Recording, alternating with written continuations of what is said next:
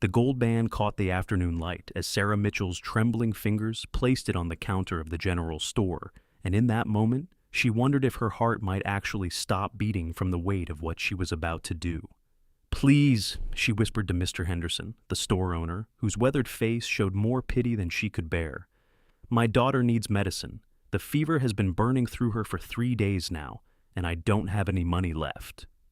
It was August of 1876 in Dry Creek, Montana Territory, a town that had sprung up alongside the railroad tracks, like a stubborn weed refusing to acknowledge the harshness of its surroundings.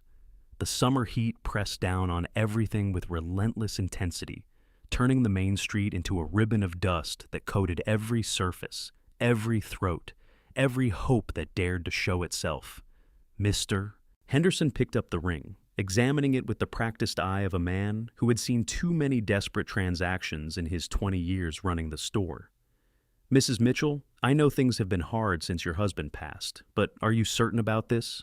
This ring, it belonged to your mother before you, did it not?" Sarah's eyes burned, but she had no tears left to shed. She had cried them all out 3 months ago, when they buried Thomas after the mining accident. Now she had Emma to think about, her sweet 7-year-old girl, who lay in their small house at the edge of town, her small body racked with chills, despite the oppressive heat. "I am certain," Sarah said, though her voice cracked on the words. "How much medicine will it buy?" Before Mr. Henderson could answer, the door of the general store swung open with enough force to make the bell above it clang sharply. Sarah did not turn around, too focused on maintaining what little composure she had left, but she heard the heavy footfalls of boots against the wooden floor, the jingle of spurs that marked the newcomer as someone who spent his days on horseback. "Henderson, I need supplies for a 2-week ride," a deep voice said, and Sarah felt, rather than saw, the presence of the man as he came to stand a respectful distance behind her. "But take care of the lady first. I am in no hurry." There was something in that voice, a warmth that seemed at odds with the rough exterior Sarah imagined most cowboys possessed. She still did not turn, could not bear to have a witness to her humiliation, even one who spoke with such courtesy. "Mr. Henderson cleared his throat. "Mrs. Mitchell, for the ring, I can give you 3 bottles of fever medicine and perhaps some food supplies to see you through the week. It is not equal to the ring's true value, but it is what I can offer." "That is robbery," the voice behind her said, no longer warm but sharp as a knife's edge. "That ring is worth at least $50 in gold. 3 bottles of medicine cost, what, maybe $6 total?" Sarah finally turned and found herself looking up into the bluest eyes she had ever seen.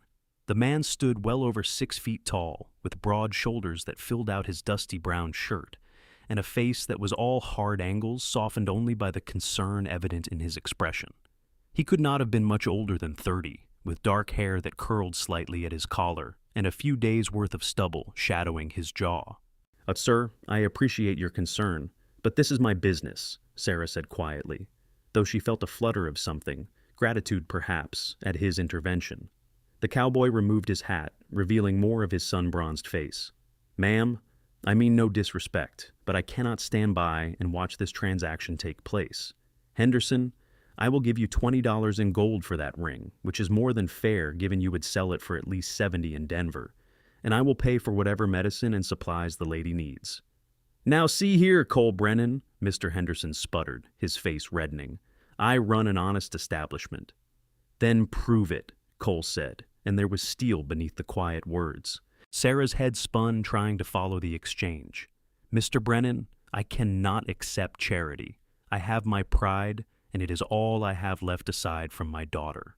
Cole Brennan turned those impossibly blue eyes on her, and Sarah felt something shift in her chest, like a door opening that she had thought sealed forever. "It is not charity, ma'am. It is a fair business transaction. I need a ring for personal reasons. And yours is exactly what I have been looking for. You need medicine for your daughter. Henderson here needs to make a profit. Everyone benefits." Sarah searched his face for any sign of mockery or pity, but found only earnest sincerity. Still, she hesitated. Thomas had been gone only 3 months. 3 months of struggling to make ends meet, of taking in washing and mending, of slowly selling off everything they owned just to keep food on the table and a roof over their heads. The ring was the last piece of her old life, The life where she had been loved and protected and had not needed to stand in a general store bargaining away her most precious possessions. But Emma needed medicine. Emma, who looked so much like Thomas with her dark curls and serious brown eyes, who had not smiled in days, who had stopped asking when Papa was coming home. "Very well," Sarah heard herself say, "but I insist on paying you back. When I can, I will repay every cent." Something flickered across Cole Brennan's face, an emotion Sarah could not quite identify, before he nodded solemnly. "If that is what you need to make this right in your own mind, ma'am, then we have an agreement." The transaction happened quickly after that. Cole counted out gold coins onto the counter with efficient movements, his hands large and calloused from hard work. Mr. Henderson, still grumbling under his breath about interfering cowboys, gathered up 4 bottles of fever medicine, a jar of honey that he claimed would help soothe the throat, and added a sack of cornmeal, some dried beef, and a tin of peaches that Sarah knew Emma loved. "The peaches are from me," Mr. Henderson said gruffly. "For the little one. I hope she recovers quickly."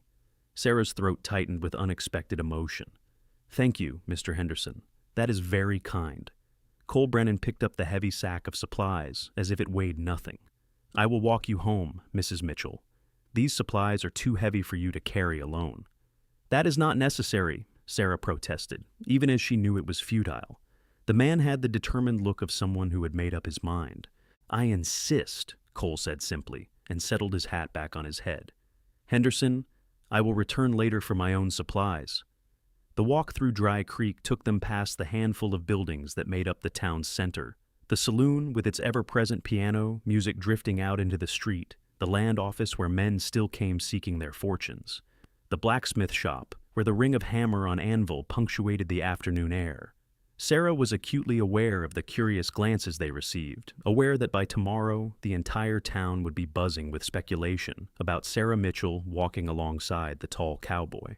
"I have not seen you in Dry Creek before," Sarah said, more to break the awkward silence than from any real curiosity. "I have been working a ranch about 30 miles south," Cole replied, his long strides adjusted to match her shorter pace.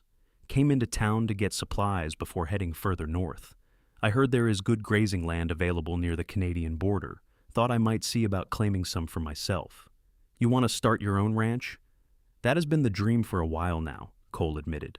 "I have been saving for years, working other men's cattle, learning the business. Figured it was time to try building something of my own." They turned onto the narrow street where Sarah lived, if it could even be called a street. It was more a path between hastily constructed houses, most little more than shacks thrown together by miners and railroad workers. Sarah's home was slightly better than most, thanks to Thomas's skill with carpentry, but it was still just 4 rooms with a leaking roof and windows that did not quite keep out the winter cold. "This is mine," Sarah said, stopping in front of the small house. She could hear Mrs. Chen, her neighbor, singing softly in Chinese as she hung laundry. The normalcy of the sound was somehow comforting. Cole set the supplies down on the porch with care. For a moment, he seemed about to say something, his hand moving to his shirt pocket, where Sarah could see the outline of her ring. Then, he simply touched the brim of his hat in a respectful gesture. "I hope your daughter recovers quickly, Mrs. Mitchell. Fever is a frightening thing, but with good medicine and a mother's care, I am certain she will pull through." Sarah found herself wanting him to stay, which was absurd. She did not know this man, owed him more than she could repay, and had no business feeling the strange pull in her chest that seemed to be drawing her toward him. "Mr. Brennan, truly thank you. What you did today, I will not forget it." Cole's blue eyes held hers for a long moment. "It was my pleasure, ma'am. Perhaps our paths will cross again before I leave town." Then he was walking away, his tall form moving back toward the main street, and Sarah was left standing on her porch with supplies she desperately needed and questions she could not answer. Why had he really bought the ring? What personal reasons could he possibly have for needing it? And why did she care? The sound of Emma's weak cough from inside the house drove all other thoughts from Sarah's mind. She gathered up the supplies and hurried inside, where her daughter lay on the narrow bed they shared, her face flushed with fever. "Mama?" Emma's voice was barely a whisper. "I am here, sweetheart," Sarah said, already moving to prepare the medicine. "I have something that will make you feel better." As she measured out the dose and coaxed Emma to swallow it, Sarah's mind kept returning to the image of Cole Brennan's face, to the kindness in his eyes, to the way he had stood up to Mr. Henderson without hesitation. Thomas had been kind too, gentle and loving, and his loss had left a hole in her life she had been certain could never be filled. But Emma needed her to be strong, to survive, to somehow build a life from the ashes of the old one. There was no room for foolish thoughts about blue-eyed cowboys who rode into town and performed small miracles before riding out again. Sarah dampened a cloth and placed it on Emma's forehead, singing softly the same lullaby her mother had sung to her. Outside, the afternoon was giving way to evening, and somewhere in Dry Creek, a cowboy named Cole Brennan was carrying a gold wedding ring in his pocket, and Sarah could not stop wondering why. The night passed slowly, measured in Emma's labored breaths and the periodic doses of medicine that Sarah administered with shaking hands. She dozed fitfully in the chair beside the bed, jerking awake at every sound, every movement from her daughter. By the time dawn painted the sky in shades of pink and gold, Emma's fever had broken, and Sarah finally allowed herself to breathe. "Mama, I am hungry," Emma said, her voice still weak but clearer than it had been in days. Relief flooded through Sarah so powerfully that she had to grip the edge of the bed to steady herself. "Oh, thank God. Yes, sweetheart, let me make you something. How about some cornmeal mush with honey? And we have peaches, your favorite." Emma's eyes, so like Thomas's, brightened slightly. "Really? Peaches?" "Really," Sarah confirmed, smoothing back her daughter's sweat-dampened curls. "A kind man helped us yesterday. He made sure we had what we needed." As Sarah prepared breakfast in their small kitchen, she tried not to think about the fact that she no longer wore her wedding ring. Her finger felt naked without it, a constant reminder of what she had been forced to sacrifice. But Emma was getting better, and that was all that mattered. Thomas would have understood. Thomas would have done the same thing. The next few days passed in a blur of caring for Emma, slowly nursing her back to health, and trying to figure out how to stretch their meager supplies. Sarah returned to taking in washing, hauling heavy buckets of water, and scrubbing other people's clothes until her hands were raw. It was hard work, but it brought in a few cents here and there, enough to keep them going. She did not see Cole Brennan again, though she found herself looking for him whenever she went into town. She told herself it was only because she wanted to discuss repayment, to make arrangements for how she would eventually return the money he had spent. But late at night, when Emma was sleeping soundly and Sarah was alone with her thoughts, she admitted the truth. She wanted to see him again, because something about him had stirred feelings she had thought died with Thomas. It was a week after their encounter when Sarah was walking back from delivering a basket of clean laundry when she saw him. Cole was standing outside the land office, studying a map with an older man in a suit. Even from a distance, Sarah could see the intensity on his face, the way he pointed at different sections of the map and asked questions. She should have walked past, should have continued on her way home where Emma was being watched by Mrs. Chen. Instead, Sarah found her feet carrying her toward the land office, her heart beating faster with each step. Cole looked up as she approached, and his face transformed with a smile that made him seem younger, less weathered by the harsh realities of frontier life. "Mrs. Mitchell? What a pleasant surprise. How is your daughter?" "Much better, thanks to you," Sarah said, suddenly conscious of her worn dress and the fact that her hair was escaping from its pins. "The fever broke the night after I saw you, and she has been improving steadily since then." "That is wonderful news," Cole said, and the genuine pleasure in his voice made Sarah's chest tighten. He turned to the man beside him. "Mr. Crawford, if you will excuse me for a moment." The land agent nodded, giving Sarah a curious look before retreating into his office. Cole stepped closer, and Sarah caught the scent of leather and sage, clean and masculine. "I have been hoping to see you again," Cole admitted. "I wanted to check on your daughter, but I did not want to intrude. I know you are recently widowed, and I did not want anyone to get the wrong idea about my intentions." Sarah felt heat rise to her cheeks. "That is considerate of you, though I admit I have been wanting to see you as well. I need to make arrangements for repayment. Perhaps I could take in your laundry or do mending for you. I am quite skilled with a needle." Cole's expression shifted, becoming almost sad. "Mrs. Mitchell, Sarah, if I may, there is no debt. I meant what I said in the store. It was a fair transaction." "But you spent far more than the ring was worth," Sarah protested. "Mr. Henderson was right about that, even if his original offer was insulting." "The ring was worth exactly what I paid for it," Cole said firmly, and I got exactly what I needed." Before Sarah could ask what he meant, a commotion erupted down the street. Raised voices, the sound of breaking glass, and then a woman's scream cut through the afternoon air. Both Sarah and Cole turned toward the sound, and Sarah's blood ran cold when she recognized the voice. "Emma?" She was running before she even realized it, her skirts hiked up, her heart in her throat. Cole was beside her in an instant, his longer legs easily keeping pace. They rounded the corner onto her street and found a scene of chaos. Two men, clearly drunk despite the early hour, were tearing through the street, overturning laundry lines and kicking over water buckets in some kind of destructive rampage. Mrs. Chen was shouting at them in Chinese, trying to protect her property, and Emma was standing on their porch, her face white with fear as one of the men lurched toward her. "That is far enough," Cole's voice rang out, no longer warm but cold and commanding. He moved past Sarah, positioning himself between the drunk men and Emma. "You boys have had your fun. Time to sleep it off." The larger of the two men, a brute with a scarred face and mean eyes, sneered at Cole. "Who is asking? This is none of your concern, cowboy." "I am making it my concern," Cole said evenly. "You are frightening women and children. Either you walk away now, or I will make you walk away, and you will not enjoy the method." Sarah reached Emma and pulled her daughter close, feeling the child's entire body trembling. "It is all right, sweetheart. Everything is going to be all right." But she was not sure she believed it. The two men were big, and while Cole was tall and clearly strong, he was also outnumbered. She saw his hand move subtly toward his hip and realized with a start that he wore a gun, the handle worn from use.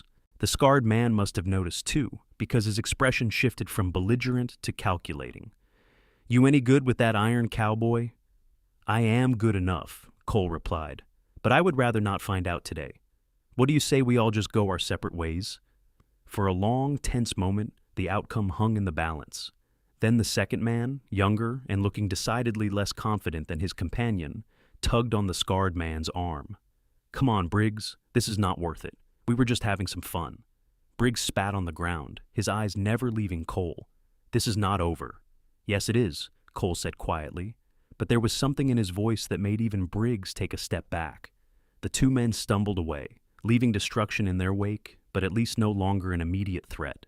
Cole watched them go, not relaxing his stance until they had disappeared around the corner. Only then did he turn back to Sarah and Emma. "Are you both all right?" he asked, and the concern in his voice was so genuine that Sarah felt tears prick her eyes. "We are fine, thanks to you," Sarah managed to say. "You seem to make a habit of rescuing us." Cole's mouth quirked in a half-smile. "I seem to be in the right place at the right time." He knelt down so he was at Emma's eye level. "You must be Emma. Your mother has told me about you. I am Cole." Emma, who had been silent and scared, studied him with serious eyes. "You helped my mama get medicine for me." "I did," Cole confirmed. "Are you feeling better now?" "Yes, sir," Emma said, her natural shyness warring with curiosity. "Do you really know how to use that gun?" "Emma!" Sarah exclaimed, mortified, but Cole just chuckled. "I do," he told Emma honestly. "But I only use it when I have to protect myself or people who need help. Guns are not toys, and they are not for showing off. They are tools, serious tools that require respect." Emma nodded solemnly, seeming to understand the weight of what he was saying. Sarah felt something shift in her chest again, that same feeling she had experienced when first meeting Cole. Here was a man who took the time to speak honestly to a child, who treated Emma with respect rather than dismissing her questions. Mrs. Chen approached, wringing her hands. "Mrs. Mitchell, I am so sorry. Those men came out of nowhere. I tried to keep Emma inside, but she heard the noise and came out before I could stop her." "It is not your fault, Mrs. Chen," Sarah assured her neighbor. "Thank you for watching her. I should take her inside now." But Cole was already helping Mrs. Chen right her overturned wash tub, and then he was picking up scattered clothespins and rehinging laundry lines. Sarah watched in amazement as this cowboy, this stranger who had already done so much for them, spent the next hour helping repair the damage the drunk men had caused, not just to her property, but to all the neighbors as well. When he finally finished, his shirt was damp with sweat and his hands dirty, but he waved off Sarah's profuse thanks. "It was nothing. I could not leave knowing the damage was not fixed. Mr. Brennan, would you like to stay for supper?" The words tumbled out before Sarah could stop them, and she immediately felt her face flush. "It would not be anything fancy, just stew and biscuits, but it is the least I can offer after everything you have done." Cole hesitated, and Sarah saw the war playing out on his face. He wanted to say yes, she could see it in his eyes, but something was holding him back. Finally, he nodded slowly. "I would like that very much, if you are certain it would not be an imposition." "It would be an honor," Sarah said, and meant it. That evening, as they sat around Sarah's small table eating venison stew, and the biscuits Sarah had miraculously managed to make light and fluffy despite her old temperamental stove, something shifted. Emma, usually so quiet and reserved since Thomas's death, chattered away to Cole about everything from her favorite books to the kittens that lived in the barn behind Mrs. Chen's house. Cole listened with genuine interest, asking questions and sharing stories of his own childhood on a farm in Missouri. Sarah learned that he had lost his own father young, that he had come west seeking opportunity and adventure, that he had spent the last decade learning everything he could about ranching with the dream of someday having land of his own. "Why Montana?" Sarah asked as she cleared the dishes, waving away Cole's offer to help. "There is good ranching land in Wyoming, Colorado, even Texas." "Montana feels like a place where a man can truly start fresh," Cole said thoughtfully. "The land up near the border, it is harsh and beautiful at the same time. It challenges you, but if you are willing to work hard and respect it, it will provide everything you need." "That sounds lonely," Sarah observed, and then wondered if she had overstepped, but Cole just nodded. "It could be, yes. That is why I have been thinking that perhaps starting a ranch is not something a man should do alone." The air in the small kitchen suddenly felt charged, heavy with unspoken possibilities. Sarah busied herself with washing dishes, acutely aware of Cole's presence behind her, of Emma's voice drifting in from the other room where she was playing with her few toys. "Sarah," Cole said quietly, and the sound of her name on his lips made her still. "May I be honest with you about something?" She turned to face him, drying her hands on her apron. "Of course." Cole reached into his pocket and pulled out her ring. The gold caught the lamplight, glowing warm in his palm. "When I saw you in that store, when I saw what you were about to do for your daughter, I saw courage and love and strength. I saw a woman who would sacrifice anything for her child. And I just knew, that I could not let you sell this ring for a fraction of what it was worth." Sarah stared at the ring, then at Cole. "But you said you needed it for personal reasons." "I did," Cole agreed. "I needed a reason to talk to you again. I needed a way to return it to you without insulting your pride." "I do not understand," Sarah whispered, though her heart was beginning to beat faster. Cole stepped closer, and Sarah could see the vulnerability in his eyes, the fear that he was about to make a terrible mistake. "I know it has only been a week. I know you are mourning your husband, and I know I have no right to feel this way. But Sarah, from the moment I saw you, something inside me recognized something in you. I cannot explain it better than that." "Cole," Sarah began, but he held up a hand. "Please, let me finish. I am not asking for anything, not now. I know you need time. I know Emma needs stability, and you both need to heal from your loss. But I want you to have this ring back, and I want you to know that if you ever, someday, when you are ready, if you ever thought you might want to know me better, to see where this feeling between us might lead, I would wait. I would wait however long it took." Sarah's hands were shaking as she took the ring from him. The metal was still warm from his pocket, and she could feel the years of love and history it represented. Thomas's love, her mother's love, the dreams they had all carried. "I love my husband," Sarah said, and her voice broke on the words. "I loved him so much, and when he died, I thought I would never feel whole again."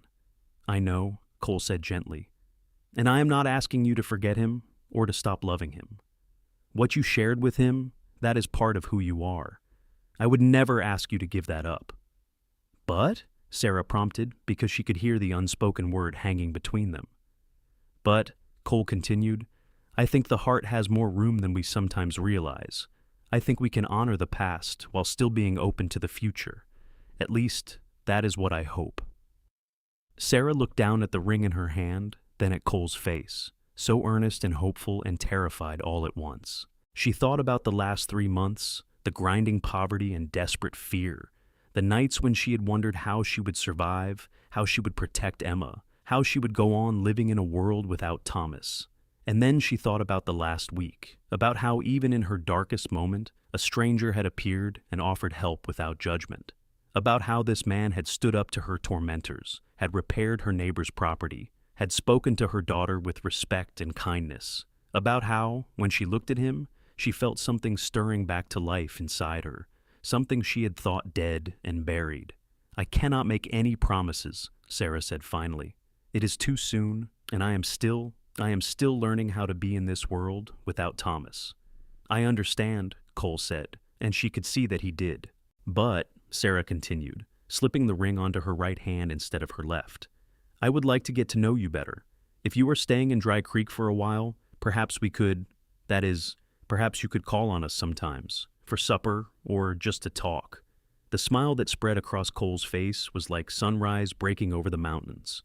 "I would like that very much. In fact, I was thinking of delaying my trip north for a few weeks. There are some opportunities here in Dry Creek that I want to explore further." They both knew he was not talking about land or cattle, and Sarah felt her own lips curve into a smile, the first genuine smile she had managed since Thomas's death. Over the next month, Cole became a regular presence in Sarah and Emma's lives. He came for supper 3 times a week, always bringing something with him: fresh vegetables from a local farmer, a book he thought Emma might enjoy, a bouquet of wildflowers that made Sarah's heart ache with their simple beauty. He helped repair the leaking roof, fixing it properly so that Sarah would not have to worry when the autumn rains came. He taught Emma how to whittle, sitting on the porch in the evening light and showing her how to shape wood into simple animals. He talked to Sarah about everything and nothing, sharing his dreams and fears, listening to her memories of Thomas without jealousy or impatience. And slowly, so slowly Sarah barely noticed it happening, the weight on her chest began to lift. She found herself laughing again, found herself looking forward to Cole's visits, found herself thinking about a future that held more than just survival. Emma blossomed under Cole's attention, becoming more like the carefree child she had been before Thomas's death. She adored Cole, following him around whenever he visited, asking endless questions about horses and cattle and life on the range. And Cole was patient with her, never brushing off her questions or treating her like a nuisance. "She needs a father figure," Mrs. Chen observed one day as she and Sarah watched Cole and Emma in the yard, examining the chrysalis of a butterfly they had found. "And that man, he would be a good father." "It is too soon," Sarah protested, but her words lacked conviction. Mrs. Chen gave her a knowing look. "The heart knows its own timing. In China, we say that grief is like the ocean. Sometimes the waves are high and violent, sometimes they are gentle and calm, but the ocean is always there. You do not stop living because of the ocean. You learn to sail on it." Sarah thought about those words often over the following weeks. She was still grieving Thomas, still felt his absence like a physical pain sometimes. But she was also beginning to see a path forward, one that might include Cole Brennan, and the surprising feelings he stirred in her heart. It was 6 weeks after their first meeting when Cole came to the house on a Sunday afternoon, his expression serious. Sarah's heart immediately dropped, certain he was about to tell her he was leaving, heading north to claim that land and start that ranch, leaving her and Emma behind. "Sarah, there is something I need to tell you," Cole began, and then paused, seeming to struggle with the words. Emma was at Mrs. Chen's house, giving them a rare moment of privacy. "I have been looking at land, like I said I would." "I know," Sarah said, trying to keep her voice steady. "You should go, Cole. You have dreams, a future you have been working toward. You should not give that up for us." Cole's eyes widened. "Give it up?" "Sarah, no, you misunderstand. I have been looking at land here, near Dry Creek. There is a parcel about 5 miles east, good grazing land, with a creek running through it. It is smaller than what I could get up north, but it is enough to start with, enough to build something solid." Hope flared in Sarah's chest, bright and terrifying. "Here? But why? I thought Montana Territory was where you wanted to be." "I am in Montana Territory," Cole pointed out with a slight smile, "and I realized something these past weeks. Land is just land, a ranch is just work. What makes a place home is the people in it. You and Emma, you have become important to me, more than important. Sarah, I am falling in love with you. I think I started falling that first day in the general store, and every moment since then has just made me more certain." Sarah's breath caught.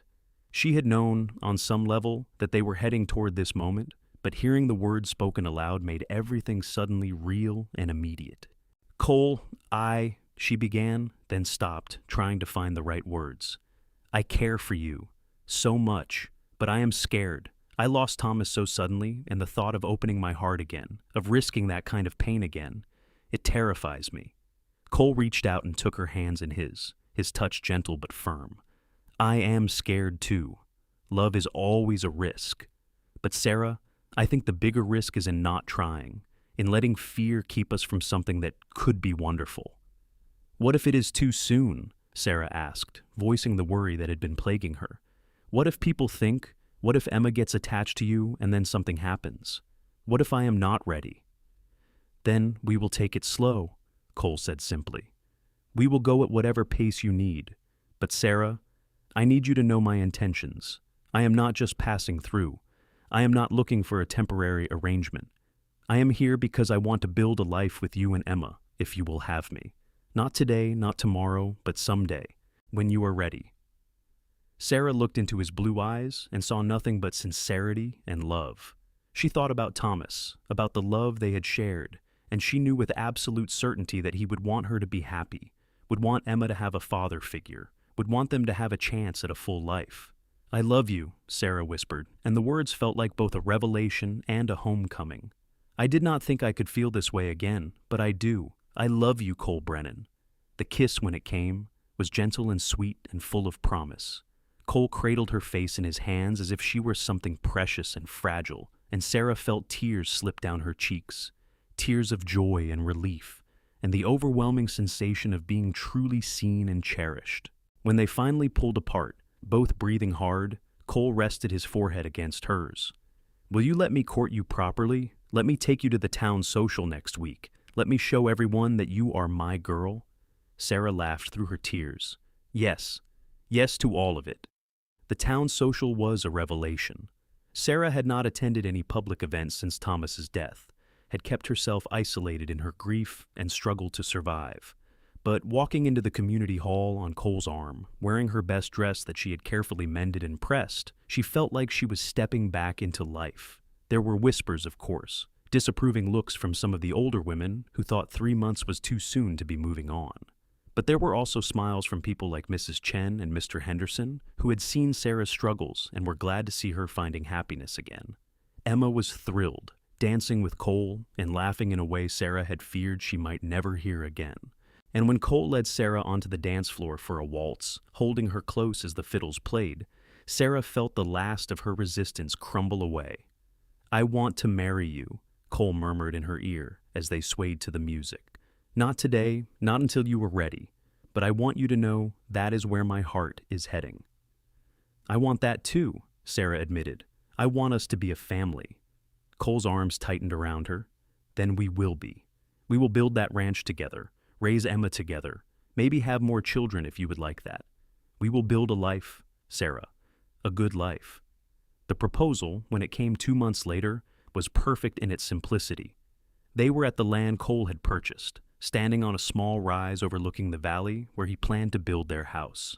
Emma was running through the tall grass, chasing grasshoppers and singing to herself. Sarah Mitchell, Cole said, taking both her hands in his.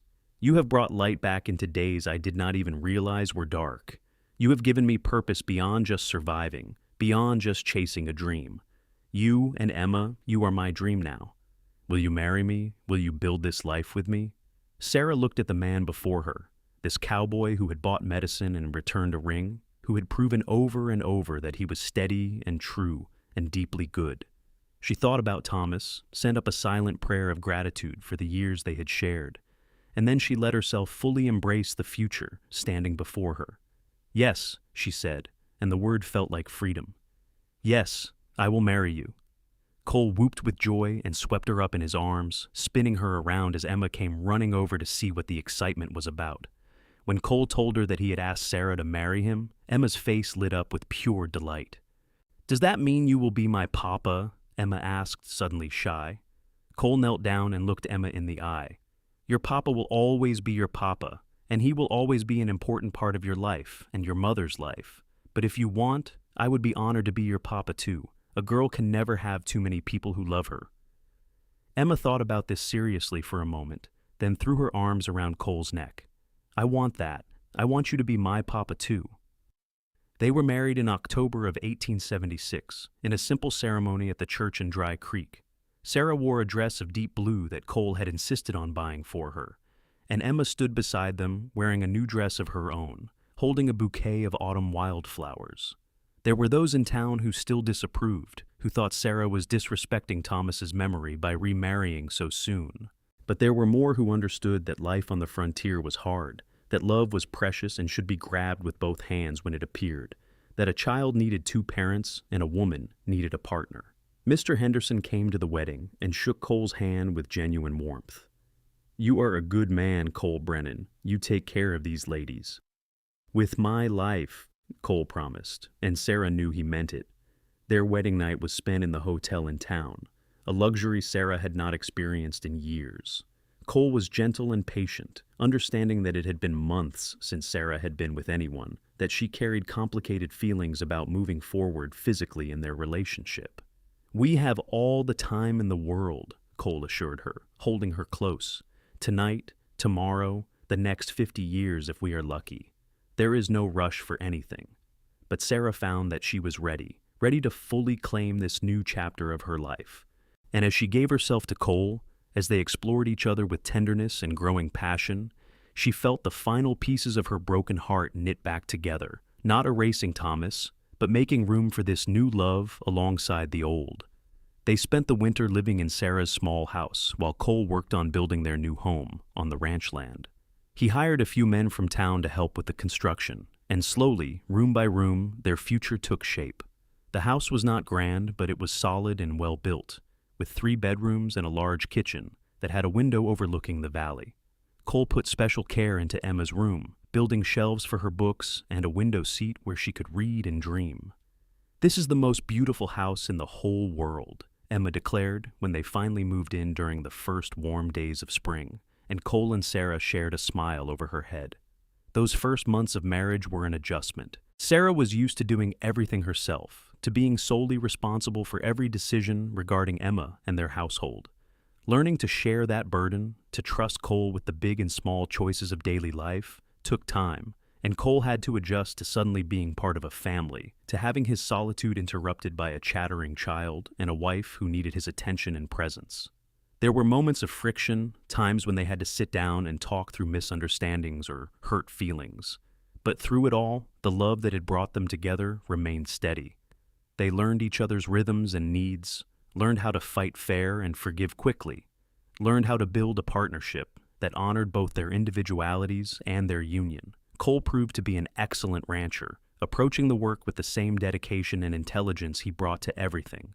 He started with 20 head of cattle and slowly built the herd, working from before dawn until after dark to ensure their success. Sarah took on the role of ranch wife with determination, keeping the house, maintaining a large garden that provided much of their food, and helping with the endless tasks that running a ranch required. She also continued to take in some sewing and mending, enjoying the extra income it provided and the connection to other women in the area. Emma thrived in her new environment, exploring the ranch land with fearless curiosity, learning to ride the gentle mare that Cole bought specifically for her, helping with chores, and slowly losing the haunted look that had lingered in her eyes since Thomas's death. It was a hard life, physically demanding and often uncertain, but it was also deeply satisfying. They were building something together, creating a legacy that would outlast them. 2 years after their marriage, Sarah discovered she was pregnant. The news filled her with a complex mix of emotions. She was excited at the prospect of having another child, but she also felt a pang of sadness that Thomas would never meet this baby, that Emma would be a big sister to a child who would never know their older sister's first father. Cole, however, was nothing but thrilled. He fussed over Sarah, insisting she rest more, take on fewer chores, be careful with every movement. It was both endearing and exasperating, and Sarah finally had to sit him down and explain that she was pregnant, not made of glass. I know that, Cole protested, but you are precious to me, and so is this baby. I just want to make sure you are both safe and healthy. We will be, Sarah assured him, taking his hand and placing it on her still flat stomach. We are strong, Cole. You do not need to worry so much. But he did worry right up until the day in late spring when Sarah went into labor. It was a long, difficult birth that left Sarah exhausted and Cole a nervous wreck. But when the midwife finally placed a red-faced, squalling baby boy in Sarah's arms, all the pain and fear melted away. "He is perfect," Sarah whispered, tears streaming down her face as she examined the tiny fingers and toes, the shock of dark hair so like Cole's. Cole, who had insisted on being present despite the midwife's protests that it was not proper, stared at his son with an expression of awe and terror. "He is so small. How is something so small even possible?" "You will figure it out," Sarah said with a tired laugh. "We both will." They named him Thomas Cole Brennan, honoring both the man who had come before and the man who was there now. Emma was enchanted with her baby brother, wanting to hold him and help with everything, and it warmed Sarah's heart to see her daughter so happy and secure. The months after Thomas's birth were exhausting in the way that only new parenthood can be. Sarah was up at all hours nursing and soothing, trying to keep up with the household and Emma while recovering from the birth. Cole did everything he could to help, taking over more of the ranch work so Sarah could rest, walking the floor with Thomas when he was fussy, changing diapers without complaint. "I never imagined this," Cole said one night as he rocked Thomas while Sarah finally got a few hours of sleep. Emma was curled up on the couch beside him, already asleep. "A family, a home, all of this. I thought I would spend my life alone, just me and my cattle and the land." "Are you sorry?" Sarah asked, though she was fairly certain she knew the answer. "Not for a single second," Cole said firmly. "This is everything I did not know I wanted. You gave me this, Sarah. You and Emma, and now Thomas. You gave me a reason to build something that will last." As Thomas grew from infant to toddler, the ranch prospered. Cole's hard work and smart decisions paid off, and they were able to buy more land, increase their herd, even hire a couple of ranch hands to help with the work. They were not wealthy by any means, but they were comfortable, and the grinding poverty that had defined Sarah's life after Thomas's death was firmly in the past. Emma was 10 when she started school in town, riding in each morning with Cole when he went to do business and riding back with him in the evening. She was a bright student, devouring books and showing a particular aptitude for mathematics that surprised and delighted both Cole and Sarah. "She gets that from you," Cole insisted. "You should see how quickly she figures out ranch accounts." "She gets her curiosity from you," Sarah countered, "always asking questions, always wanting to understand how things work." They were sitting on the porch watching the sunset paint the sky in brilliant oranges and pinks, Thomas playing at their feet with a set of carved wooden animals that Cole had made for him. It was a moment of perfect peace, the kind that Sarah had learned to recognize and treasure. "I have been thinking," Cole said, his tone casual in a way that immediately put Sarah on alert that whatever he was about to say was important. "We have done well these past few years. The ranch is stable. We have money saved, and I think we could afford to expand further." "What kind of expansion are you thinking about?" Sarah asked. "There is a piece of land adjacent to ours that is about to come up for sale. If we bought it, we would double our grazing area, which would let us significantly increase the herd. It is an investment that would pay off in the long run." Sarah considered this. She had learned a lot about ranching in their years together, enough to understand the opportunity Cole was describing. "That sounds like a smart business decision. What is the concern I hear in your voice?" Cole smiled slightly. "You know me too well. The concern is that it would require taking on debt. We would need to get a loan from the bank in Helena, and I know how you feel about owing money." Sarah did indeed have strong feelings about debt, born from the desperate poverty she had experienced after Thomas's first death. The idea of deliberately putting themselves in a position of owing someone money made her deeply uncomfortable, but she also trusted Cole's judgment, and she had seen how carefully he managed their finances, how he planned for contingencies, and never took unnecessary risks. "How much of a risk is it?" she asked. "Honestly, there is always risk in ranching," Cole said. "A bad winter, disease in the herd, drop in cattle prices. Any of those could make things difficult, but I have run the numbers every way I can think of, and as long as we have even moderately good luck, we should be able to pay off the loan within 5 years. And after that, the expanded ranch would provide significantly more income, more security for all of us." Sarah thought about Emma, growing so quickly, who would need money for school, maybe even college if she wanted to pursue her education further. She thought about Thomas, who would grow up and need his own start in life. She thought about the future and the legacy they were building. "Do it," she said. "Buy the land. We will make it work." Cole's face lit up with that smile she loved. "Are you certain? I do not want you to feel pressured." "I am certain," Sarah confirmed. "You have never steered us wrong, Cole. I trust you." The land purchase went through, and with it came a new phase of growth for the ranch.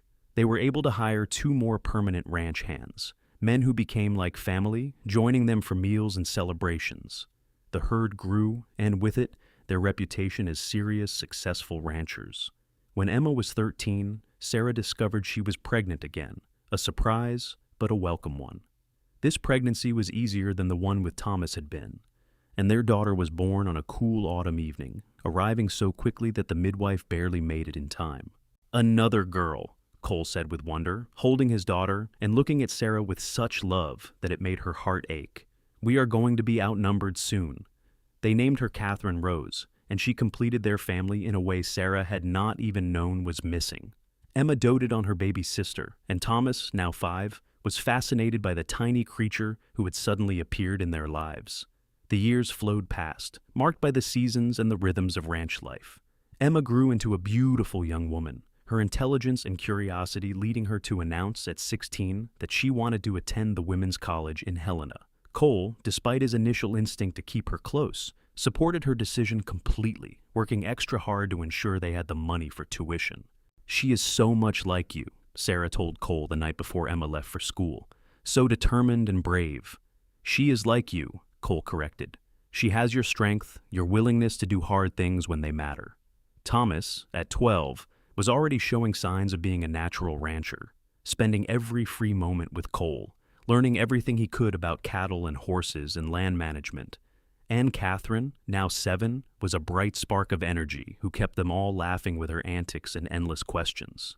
Sarah sometimes thought about the woman she had been that day in the general store, desperate and alone, selling her wedding ring for medicine. That woman felt like someone from another lifetime, separated from who Sarah was now by years of love and growth and building a life she never could have imagined. One evening, as they were getting ready for bed, Cole suddenly took her hand, turning it over to look at the gold ring she wore on her right hand, the ring he had bought and returned all those years ago. "Do you ever regret it?" he asked quietly. "Marrying me? Taking a chance on us?" Sarah looked at him in surprise. "Where is this coming from?" Cole shrugged, suddenly looking younger and more vulnerable than he had in years.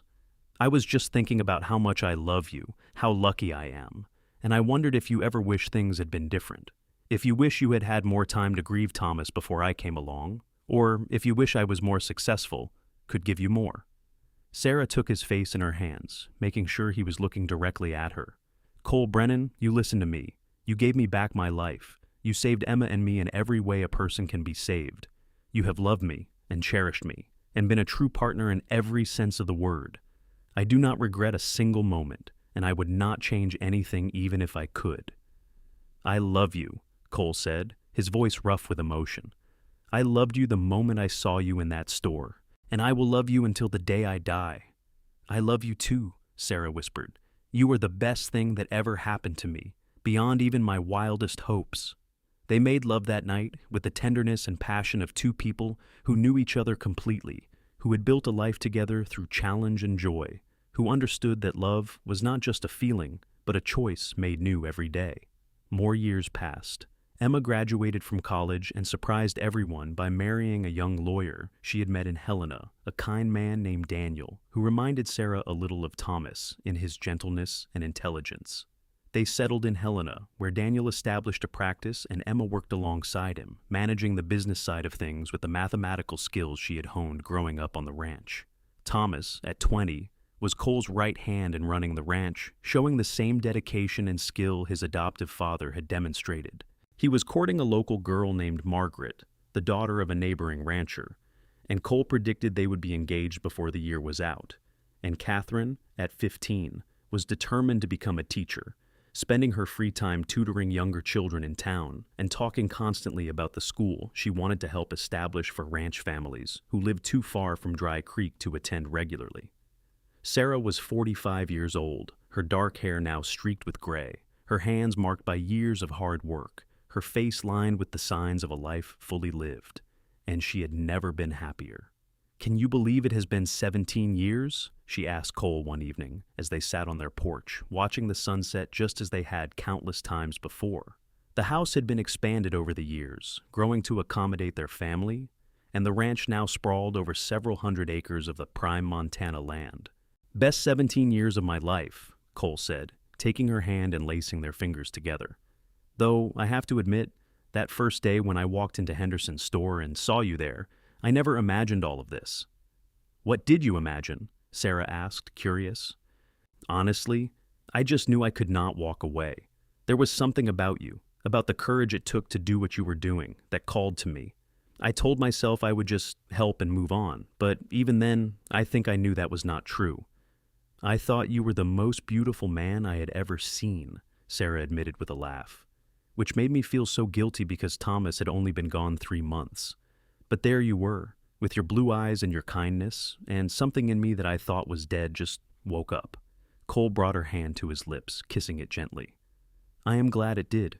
I am glad you took a chance on me, on us." "It was not really a chance," Sarah said thoughtfully. "It was more like a certainty.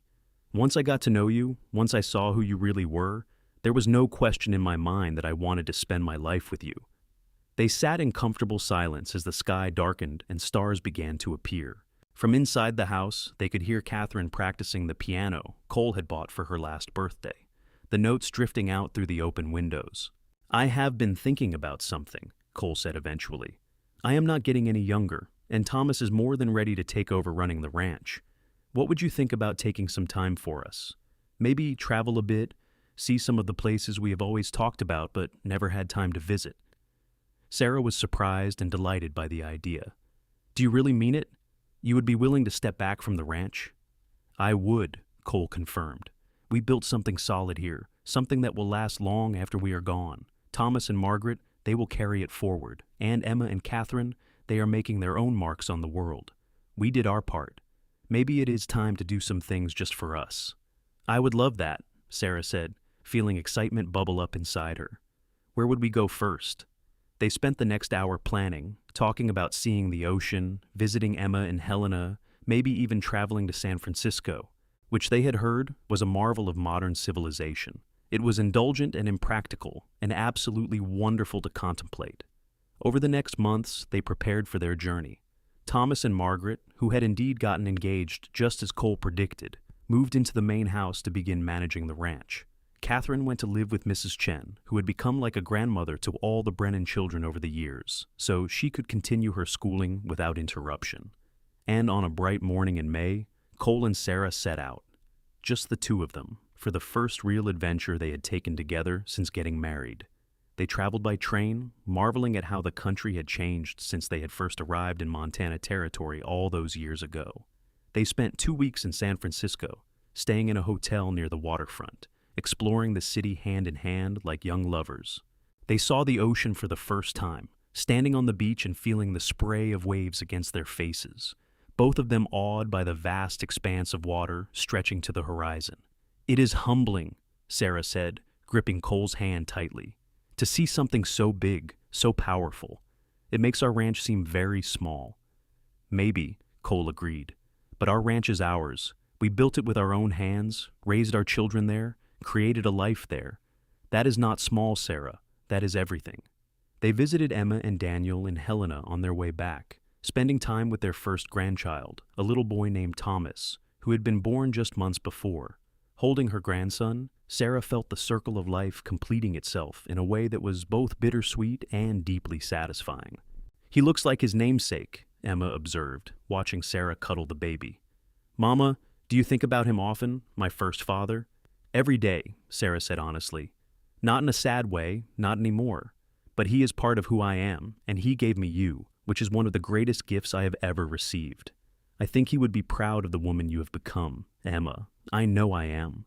Emma's eyes filled with tears. "I am so grateful you found Cole, Mama. I was so scared after Papa died, scared we would not make it, scared you would stop smiling forever. But Cole saved us, and then he loved us, and he gave us this wonderful life. I am grateful every day for that." "So am I," Sarah said, looking over at Cole, who was talking with Daniel about something political. "So am I." They returned to the ranch in June, tanned and refreshed, full of stories and memories from their travels. The ranch had run smoothly without them, Thomas proving himself more than capable, and there was a satisfying feeling of knowing that what they had built would continue beyond them. Sarah settled back into the rhythms of ranch life, but with a new appreciation for the freedom they now had. She started a small charitable organization in Dry Creek, helping women who found themselves in situations similar to what she had experienced, providing financial assistance and job training so they could support themselves and their children. Cole became involved in local politics, using his experience and reputation to advocate for fair treatment of ranch families and for better schools in rural areas. He was approached about running for territorial legislature and seriously considered it before deciding he preferred making a difference at the local level. Life continued its steady progression. Thomas and Margaret married and had 3 children in quick succession, filling the main ranch house with noise and laughter. Catherine went away to teachers' college and returned to establish the school she had dreamed of, a small one-room building on the ranch property that served families from miles around. Emma and Daniel had 2 more children, and Sarah and Cole found themselves traveling to Helena more frequently to visit their growing number of grandchildren. The train trips became familiar, the routine comforting, and Sarah never took for granted the miracle of being able to move so freely, to have the resources to visit family, to live without the constant fear of poverty that had once defined her existence. On their 25th wedding anniversary, Cole planned a surprise for Sarah. He took her back to Dry Creek, to the general store where they had first met. Mr. Henderson had long since retired, and the store was now run by his daughter, but the building was the same, and standing in it brought back a flood of memories. "I wanted to show you something," Cole said, leading Sarah to the counter where she had once placed her wedding ring, prepared to trade it for medicine. On the counter sat a small wooden box. Cole opened it to reveal 2 gold rings, beautifully crafted and engraved with their initials and wedding date. "Sarah Mitchell Brennan," Cole said, taking one of the rings out. "25 years ago, you took a chance on a cowboy who fell in love with you at first sight. You built a life with me, raised our children, created a home and a legacy that I am so proud of. Would you do me the honor of wearing this ring, a symbol of 25 years of love and partnership, and all the years still to come?" Sarah was crying openly now, not bothering to wipe away the tears. "Cole Brennan, I would be honored." He slipped the new ring onto her left hand, where she had not worn a ring since Thomas's death all those years ago. It fit perfectly, and the weight of it felt right, a symbol of the love they had built together. "And this one," Sarah said, taking the second ring from the box, "is for you, a symbol of my love and gratitude, of everything you have given me and continue to give me every single day." She placed the ring on Cole's finger, and he looked at it with wonder. "I never thought I would wear a wedding ring, never thought I would have anyone who would want to bind themselves to me in that way." "Then you underestimated yourself," Sarah said firmly. "You are the best man I have ever known, Cole. You are kind and strong and true, and I thank God every day that you walked into that store and decided you could not walk away." They renewed their vows that evening in a small ceremony at the church, surrounded by their children and grandchildren and the community they had become part of over the past 25 years. Emma stood beside Sarah, Catherine beside Cole, and Thomas served as officiant, having been ordained as a minister as part of his work with the community. "Do you, Sarah Mitchell Brennan, take this man to continue as your husband, to love and honor for all the days of your life?" Thomas asked, his voice strong and clear. "I do," Sarah said, looking into Cole's blue eyes and seeing everything they had been, everything they were, everything they would be. "And do you, Cole Brennan, take this woman to continue as your wife, to love and cherish for all the days of your life?" "I do," Cole said, his voice rough with emotion. "Today, tomorrow, and forever." They kissed as their family cheered, and Sarah felt a completeness that she had not known was possible. This was what life was meant to be: love and family and community, built carefully over years, weathering storms and celebrating joys, always moving forward together. The years continued to pass, each one bringing its own challenges and blessings. Cole's health began to decline in his late 60s. Nothing serious but the inevitable wearing down of a body that had worked hard for so many years. He walked with a cane now, his dark hair gone completely gray, his face deeply lined, but his eyes were still that impossible blue, and the way he looked at Sarah never changed. She was still the woman he had fallen in love with in a general store, still the person who made every day worth living. Sarah, now in her early 60s, had her own aches and pains, but she remained active in her charitable work and in the lives of her ever-growing family. They had 7 grandchildren now, and 2 great-grandchildren, with more on the way. One evening, as they sat on their porch watching yet another sunset, Sarah broached a subject they had both been avoiding. "Cole, we should talk about the future, about what happens when one of us is gone."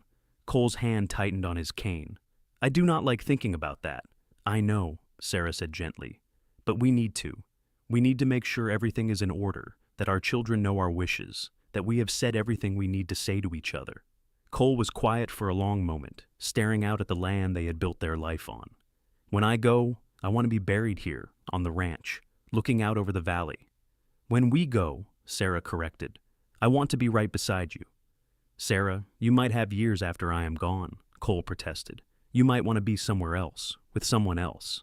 Sarah laughed, though there was no humor in it. "Cole Brennan, I have loved 2 men in my life. The first gave me Emma and beautiful memories. The second gave me everything else. There will not be a third. When you go, I will be right behind you, and then I will be buried right beside you. That is not negotiable." Cole turned to look at her, and Sarah saw tears in his eyes. "I hate the thought of leaving you." "Then do not think about it," Sarah said practically. "We are both still here, still together. Let us focus on that." They did focus on that, squeezing every drop of joy from the years they had left. They traveled a bit more, spent time with their children and grandchildren, worked on writing down the stories of their lives so future generations would know where they came from. Sarah even wrote down the story of that day in the general store, of the cowboy who bought medicine and a wedding ring, who returned that ring, and in doing so, gave her back her life. She wanted their grandchildren to understand that love could come more than once, that second chances were real, that kindness and courage could change everything. Cole's health took a significant turn when he was 72. A winter illness settled in his lungs and would not leave, and by spring, it was clear that he was fading. The family gathered, filling the house with their presence, their love, their grief. Sarah rarely left his side, holding his hand, talking to him, reading to him, reminding him of their life together. Emma, Thomas, and Catherine took turns sitting with their father, sharing memories and tears, telling him how much he meant to them. "Papa," Emma said one afternoon, her voice breaking, "thank you for loving Mama. Thank you for loving me when you did not have to. Thank you for being the best father I could have asked for." Cole managed a weak smile. "It was never a burden, sweetheart. Loving you and your mother, it was the easiest thing I ever did." On a warm evening in May, with wildflowers blooming outside the window and the sounds of the ranch drifting in on the breeze, Cole Brennan took his last breath. Sarah was beside him, as she had been for over 40 years, holding his hand and whispering her love. "Thank you," she whispered through her tears. "Thank you for finding me. Thank you for loving me. Thank you for giving me this beautiful life. I will love you forever, Cole. Forever." The funeral was large, attended by people from all over the territory who had known and respected Cole. He was buried on the hill overlooking the valley, just as he had requested, with a simple headstone that read, "Cole Brennan, beloved husband, father, and friend. He built a life of love." Sarah grieved deeply, but not with the desperate, frightening intensity she had experienced when Thomas died. This grief was different, tempered by years of love, by the knowledge that she and Cole had lived fully and well, that they had made the most of every day they were given. She continued living on the ranch, surrounded by family, working with her charity, teaching her grandchildren and great-grandchildren about the importance of kindness and courage and grabbing hold of love when it appeared. And every evening, she walked up to the hill and sat beside Cole's grave, talking to him about her day, about the family, about everything and nothing. "I miss you," she would say. "Every single day, I miss you. But I am so grateful for the years we had. You gave me more than I ever dreamed possible." Sarah lived for 5 more years after Cole's death, years filled with family and purpose and the deep satisfaction of a life well lived. When she finally passed in her sleep at 77, it was peacefully, a gentle slipping away that felt right. They buried her beside Cole on the hill, her headstone reading, Sarah Mitchell Brennan, beloved wife, mother, and friend. She loved fiercely and built a legacy of kindness. At the funeral, Emma stood before the gathered crowd, now a woman in her 60s herself, and told the story of how her mother and Cole had met. She told of a desperate woman trading her wedding ring for medicine, of a cowboy who bought both and returned the ring, of a love that grew from an act of kindness into something that shaped multiple generations. "My mother taught me that life can surprise you," Emma said, her voice steady despite her tears. "She taught me that love can come more than once, that second chances are real, that courage and kindness can change the world." She and Cole built something here, not just a ranch, but a family, a community, a legacy that will continue long after we are all gone. And it all started with an act of compassion in a general store, when a cowboy decided he could not walk away from a woman in need. The ranch continued on, passed down through the generations, growing and changing, but always maintaining the foundation that Cole and Sarah had built. Thomas's children ran it, and then their children, each generation adding their own contributions while honoring the past. The small school Catherine had started grew into a larger institution, eventually becoming a full educational complex, serving rural families throughout the region. Emma's charitable work expanded beyond what Sarah had begun, creating a network of support services for struggling families, and in the town of Dry Creek, now considerably larger and more modern than it had been in 1876, there was a historical marker outside what had once been Henderson's General Store. It told the story of Sarah Mitchell and Cole Brennan, of a love that began with a selfless act, of how one moment of choosing kindness over profit had rippled out to affect countless lives. The story became part of local legend, told and retold, inspiring new generations to believe in love and second chances, to understand that life's greatest gifts often come when we least expect them. That courage and compassion can change everything. And on the hill overlooking the valley, two headstones stood side by side, weathered by years, but still standing strong, marking the resting place of two people who had found each other in the harshest of circumstances and built something beautiful together.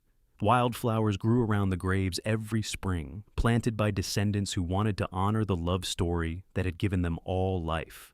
The wedding ring that Cole had bought and returned, the ring that had started it all, was preserved in a glass case in the ranch house, a tangible reminder of where everything began. Each generation of children was told its story, taught to understand that the ring represented more than just gold and sentiment. It represented the choice to see someone else's need and meet it, the courage to take a chance on love, the faith that tomorrow could be better than today. In the end, Sarah Mitchell and Cole Brennan's love story was not about grand gestures or dramatic declarations. It was about everyday kindness, about showing up for each other day after day, about building a life one choice at a time. It was about understanding that love was not just a feeling, but an action, a commitment renewed every morning, a promise kept through good times and bad. It was about a woman desperate enough to trade her most precious possession for her daughter's life, and a cowboy kind enough to make sure she did not have to make that sacrifice. It was about two broken people finding wholeness in each other, about creating a family from loss and grief, about proving that happy endings were not just for fairy tales. Their story lived on long after they were gone, a testament to the power of compassion, the reality of second chances, and the enduring strength of love built on a foundation of respect, partnership, and unwavering commitment to each other's happiness and well-being. And somewhere in the vast Montana sky, perhaps two souls rode together across endless plains, still hand in hand, still in love, still grateful for that day in 1876, when a desperate woman and a kind cowboy's paths crossed in a dusty general store and everything changed forever.